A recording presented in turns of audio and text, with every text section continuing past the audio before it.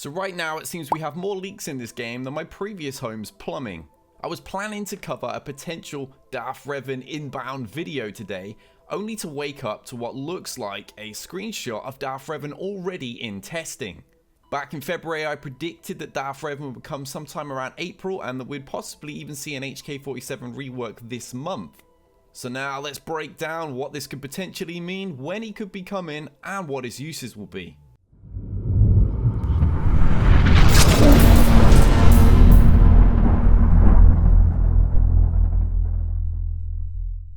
So in yesterday's reaction video to Grievous arriving and such, I pointed out that the kit seems to be vulnerable to Dark Bastila and Canderous, so I expected to only really hang around in the meta for a short while before Darth Revan arrives.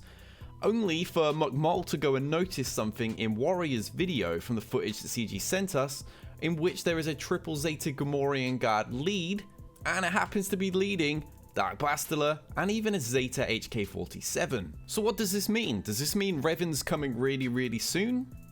No, I don't think so. I mean, I've been calling this for a while anyway, saying it would happen sometime around April. I was going to make a video about him being inbound based on the weaknesses in Grievous's kit anyway, so this isn't like some big secret. We've all expected Darth Revan to arrive at some point. Many people actually expected him to arrive this month in February. Furthermore, an HK-47 rework has also been expected for the longest time. I mean, we had all of the Old Republic characters arrive, and yet HK still remained complete trash, so a lot of people have expected that to happen, especially now that Grievous has actually revamped the droids. Having a second leadership available in the case of HK-47 would actually prove quite valuable and hopefully give the team some other uses. So in all honesty, how big of a leak is this anyway? I mean, I personally expected this to be in testing. I'm sure a huge majority of the player base expected this to already be in testing, and the fact that it clearly is doesn't mean it's coming out anytime soon. What we can see from the kit is it's got 3 Zetas, so it's going to be a hero's journey, but again, I'm pretty sure we all expected that. And it won't make Grievous any less valuable. I mean, the odds are Darth Revan isn't coming out for months, and we're still having to deal with Jedi Revan all over the place in various modes right now, so using Grievous to actually get through those battles easier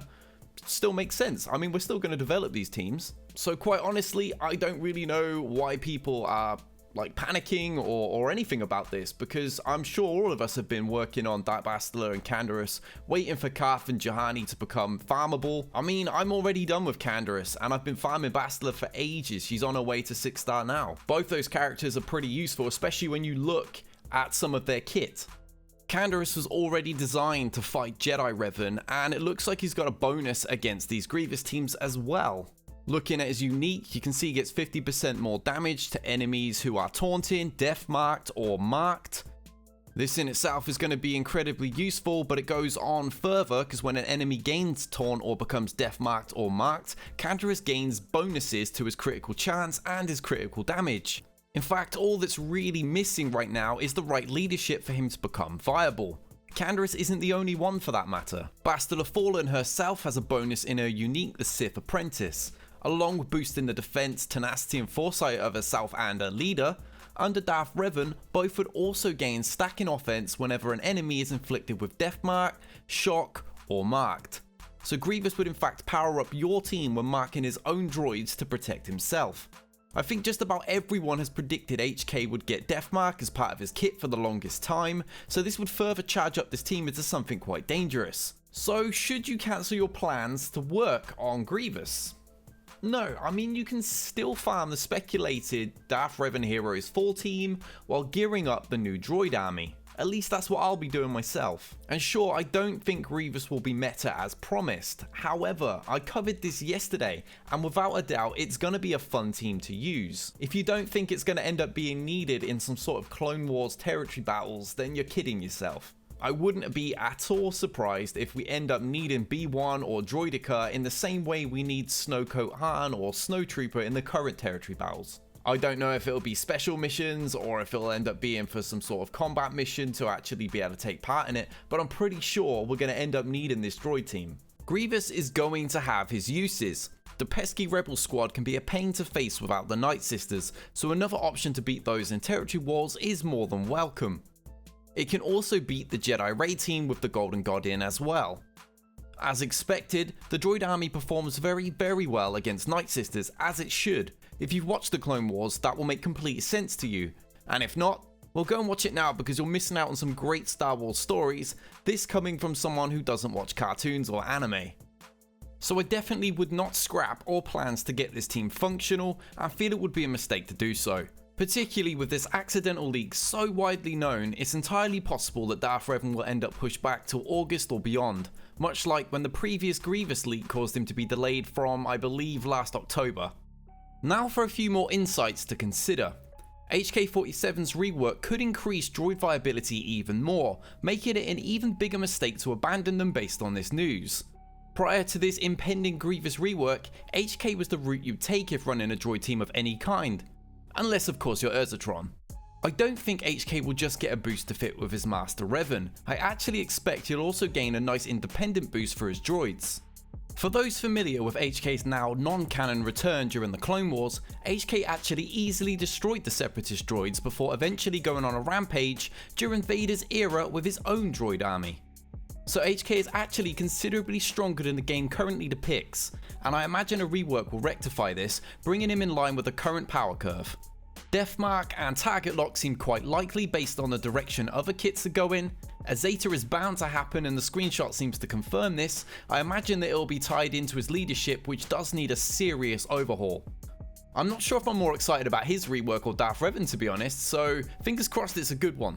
So other possibilities are, well, Darth Malak, although I find it unlikely. I have to agree with McMull on this one. I think he's really going to be a legendary or some new type of marquee event. I think it's quite likely we will see Darth Malak at some stage. I mean, it's kind of hard to just completely ignore him while bringing in every single other Old Republic character. Malak was a major part of what made the Knights of the Old Republic story tick. Furthermore, they'll probably end up giving him the Leviathan capital ship even though he wasn't technically the commander and was just on it. I just don't see them adding Saw Karif into the game anytime soon. So why the Gamorrean Guard picture? Well, it's clearly a temporary artwork, another sign that this isn't happening anytime soon. I'm sure many of us would love to have a triple Zeta Gamorrean Guard lead, but it's clearly not him. It's got to be Darth Revan. Darth Malak is another possibility, although I don't think it will be. I really do think it's got to be Darth Revan. Although let's be honest, a Gamorrean Guard meta does sound quite appealing. It'd be rather amusing to see anyway. Watching all these main superstar characters being annihilated by the little Gamorrean Guard. So would Revan actually be meta? I think yes, it's got to be. He's got to be the true hard counter that will arrive and shut down Jedi Revan. I expect he'll be really good in raids. I expect he's going to be good pretty much everywhere. He's going to be the next big thing, the character that will just destroy everything and pretty much control the game. I'm not sure who they end up releasing as his counter in the future though, to be honest. Revan he's a particularly big deal in Star Wars lore. So if you haven't already, it's time to get farming the suspected characters, the ones we're all speculating that we're actually going to need for his future hero's fall. I'm talking Bastila Fallen, Canderous, and keeping an eye out for as soon as Karth and Nasi and Juhani become farmable. I don't really know how that's going to work in to a light, to a dark, but they're the ones that everyone is speculating we're actually going to need.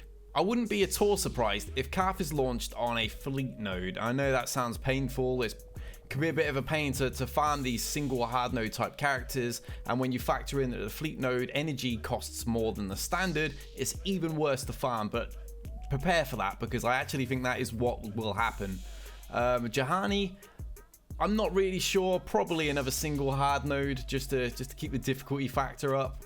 I mean, we've had a great deal of time to prepare for, for Bastila and Canderous. As I mentioned earlier, my Canderous is finished. My Bastila is already well into her farm, so those characters have been available for quite a while, and I expect most people are going to easily have those ready. The problem is going to be Juhani and Karth. Fingers crossed we won't actually need to buy any packs. Knowing my luck, I'm going to have to, and I can't afford to miss yet another meta. I fell behind on the Jedi one, and it's really hurt my arena ranks big time. I've got him now, but now there's, everyone's got him, so it doesn't really matter. It doesn't make a difference. So yeah, get those farms on as soon as you can possibly afford to do so. I know a lot of you are probably farming some of the bounty hunter ships and the Sith ships. I mean, I've personally got all those to 5-star now, just so I can be prepared for any potential legendary event, and obviously get the Millennium Falcon this time around. And that's it for this video, guys. Clearly don't forget about HK-47 along with those previous characters mentioned, because he's bound to be needed too. Fingers crossed Capital Games don't punish me for this. I mean, this is public news, this is out there already, this is being spoke about by everyone, so I don't see why I can't talk about this. Big shout out to my patrons who continue to support me and everyone that's sharing my channel, so these views keep climbing, my subs keep climbing. It's great to see and it's great to be a big part of this community. So until next time, guys, we out of here.